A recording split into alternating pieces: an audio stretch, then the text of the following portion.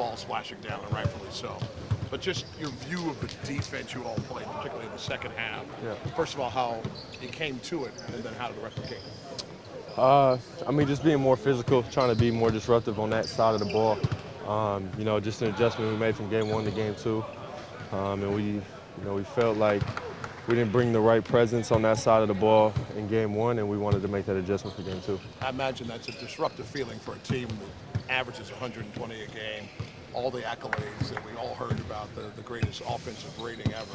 Does that end up fueling you all in the sense of meeting that challenge?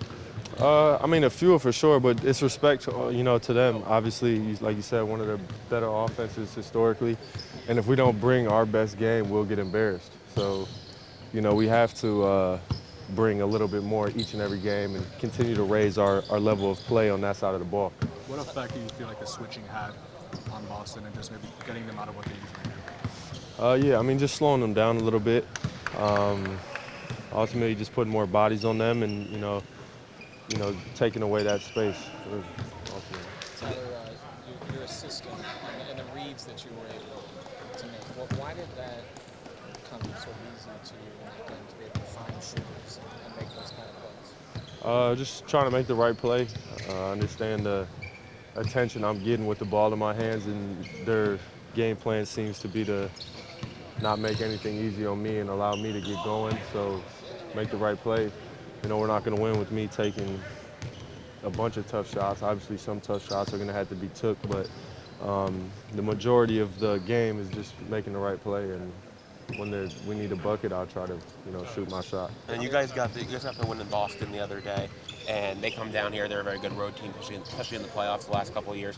What do you think makes a good road playoff team, mentality-wise or anything like that? I mean, we know the sense of urgency that they're going to have coming in here after a loss on their home court. We've played them almost 4 or 5 years in a row. We understand their mindset coming into tomorrow, and ultimately that's all we can do right now is just understand what they're going to bring and what we have to bring to match that.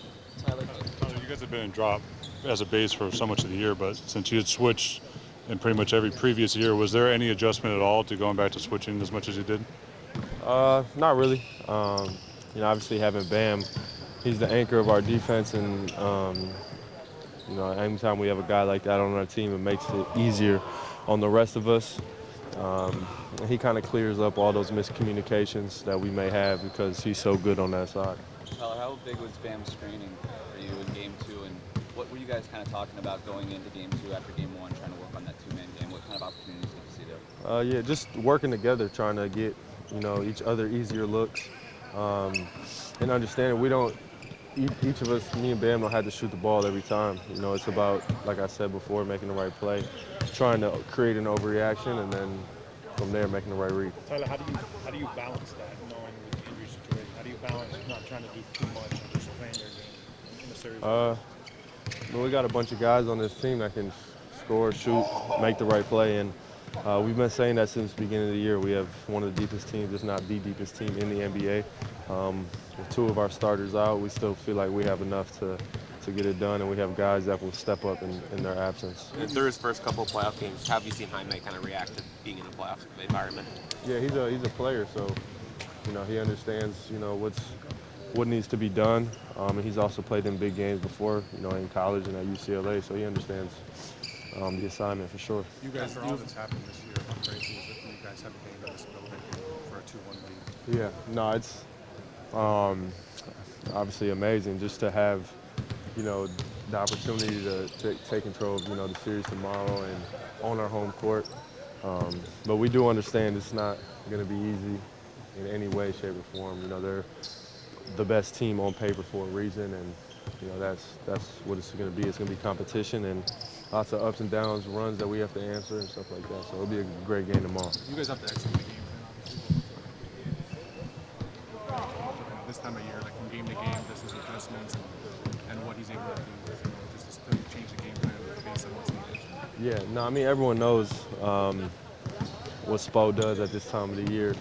So we just try to let Spo do him and understand that he knows you know, his adjustments he likes to make from game to game, and we just follow his lead. He puts us in the right positions, and we just execute. Tyler, last year you were watching.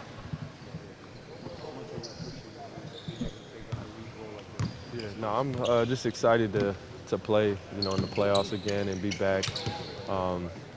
Which why it makes it easier on me to make the right play because I wasn't even playing last year. So just to have this opportunity to be out here means a lot.